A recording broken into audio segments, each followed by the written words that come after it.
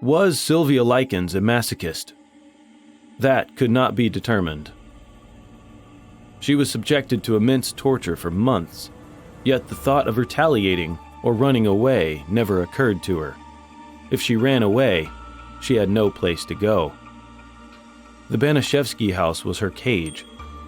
There had been many theories directing investigation to question her mental setup, yet no concrete evidence was discovered. Is it not natural for someone being tortured to want to run away? Yet she didn't. She continued living life like a doll whose use was over.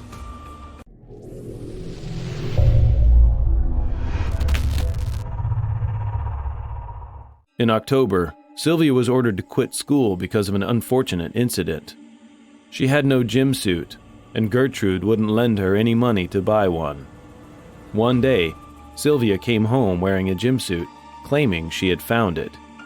Later, she confessed to have stolen it. That incurred Mrs. Baniszewski's wrath. She slapped and kicked Sylvia repeatedly and then whipped her with a belt. But that was not enough to satisfy her. Sylvia's licentious personality got on her nerves, and Gertrude began kicking her in the crotch. Later in the day, she lit a match to her fingers and gave her another round of whipping. Lighting a match on her finger was something Gertrude had been through herself because of Dennis Wright. As the extent of her tortures worsened, it took on a sexual characteristic, but it was a sexless sex crime. Gertrude firmly believed Sylvia was promiscuous, and so she kicked her in the crotch several times.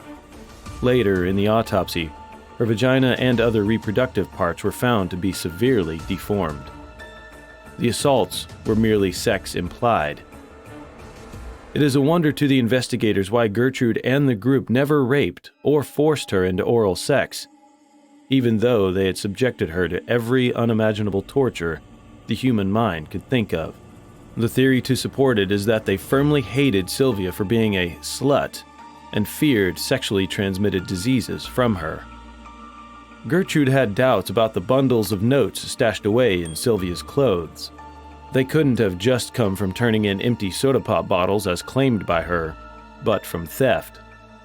So, on one awful day, where a bunch of kids had gathered at the Baniszewski house, she ordered Sylvia to strip in front of them, who could only comply. As though making her fully nude in front of her spectators wasn't enough, she made Sylvia shove a soda drink bottle up her vagina. Stephanie Baniszewski came home to witness this incident. She flared into a fit of rage and rushed up to Sylvia, slapping her, and furiously ordered her to go to her room. One night in October, Sylvia wet her bed. This could have been because of the tremendous amount of kicking and whipping she had to her stomach and crotch, weakening control in that area. The Baniszewskis punished her by making her live with the dog in the basement. They started bathing her forcefully with scalding hot water in a claw-footed bathtub. She was kept nude for most of the days. Soon she became a game for the neighborhood kids who enjoyed burning her, punching her in the stomach, and pushing her down the cellar stairs to force her back up, only to then push her down again. One time, she was kept famished and made to eat feces and drink urine. Sylvia and Jenny attempted to escape from this hell. They confided in their older sister, Diana Shoemaker, but she blew them away, concluding that they were only exaggerating. A 12-year-old Judy Duke told her mother after witnessing the tortures made it out to Sylvia, who just called it a punishment. The Reverend Roy Julian visited the Baniszewski house, and all Gertrude could talk about was Sylvia's misdeeds. She even called Jenny to reiterate the deeds of her wicked sister, who could only comply meekly. In October, Diana Shoemaker came to visit her sisters. Gertrude, who couldn't let her see Sylvia's condition, refused her entry into the house and threatened to have her arrested for trespassing on their property. On one occasion, a public health nurse came by the Baniszewski house after being reported a girl sporting multiple sores. But Gertrude only reported about Sylvia being an unclean girl, a prostitute who had just been kicked out of the house. 5 days before Sylvia's death, police showed up at the Baniszewski house and went away, arresting a man banging on their windows for things that the children had stolen from him. On the last weekend of her life, Sylvia could sleep in a bed, on the condition that she learned to go to the bathroom and not wet it. For that, they tied her up to the bed, and that night, Sylvia wet her bed again. The next morning, she was made to strip down in front of a group of kids and forced again to shovel a bottle up her vagina. Gertrude took revenge on her for branding her daughters as prostitutes at school. She suggested one boy from the group, Ricky Hobbs, to tattoo Sylvia. Gertrude heated a sewing needle and carved an I, and then half of an M. She then handed it to Hobbs to finish the task, but he forgot how to spell prostitute, so Gertrude wrote it out for him on paper, and he burned it into Sylvia's stomach. Sylvia was then branded repeatedly by Ricky, Paula, and a 10-year-old Shirley Baniszewski. That evening, Sylvia told Jenny she was going to die. Before her death, Gertrude forced her to write a letter to her parents, telling them about her mischiefs. They later planned to drop her in a waste lot, but she made an escape for it in her hideously mutilated self. The Baniszewskis caught her and dragged her to the kitchen and then tied her up in the basement. Sylvia retaliated and refused to eat the food they offered. She was then punched in the stomach repeatedly. On October 24th, Gertrude and John Baniszewski beat Sylvia up. They swung a chair at her. During that night, Sylvia repeatedly pounded on the basement floor with a shovel to let neighbors know her whereabouts, who wanted to call the cops, but did not. In the morning, she was taken for a bath, but when her torturers took her out of the tub, she wasn't breathing. Sylvia was dead. Gertrude told Ricky to call the police from a pay telephone.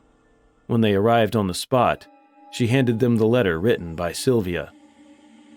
However, before the officers read it, Jenny Likens stepped out and asked to be taken out of there, and told them that she would tell them everything.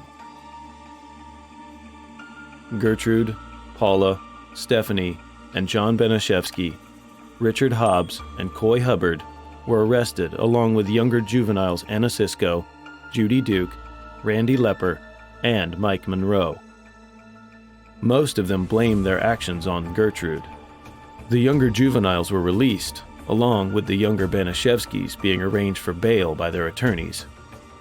However, Gertrude Baniszewski shifted all of the blame onto her children, claiming herself to be weak and being tied to the bed all day because of sickness. Marie Baniszewski, an 11-year-old girl, was presented in court to back up her story. However, the child couldn't keep up her act and later confessed to all the tortures committed to Sylvia by her mother.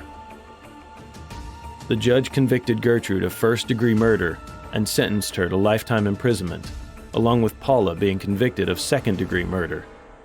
She was released after a few years. The charges against Stephanie, Anna, Judy, Randy, and Mike were all dropped.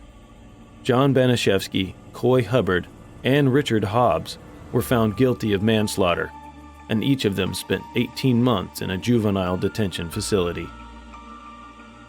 In 1985, after 2 decades in an Indiana women's prison, the parole board proposed to grant Gertrude bail, but 2 anti-crime groups, Protect the Innocent and Society's Leagues Against Molestation, wandered the streets gathering signatures to keep Gertrude behind bars. Jenny Likens was seen on the television demanding lifetime imprisonment for Gertrude.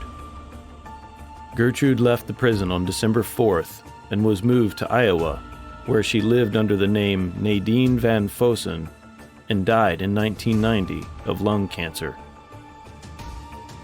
The people of Indianapolis did not forget Sylvia. A memorial was dedicated to her on June 22, 2008. She is remembered to this day in books, movies, and in poems.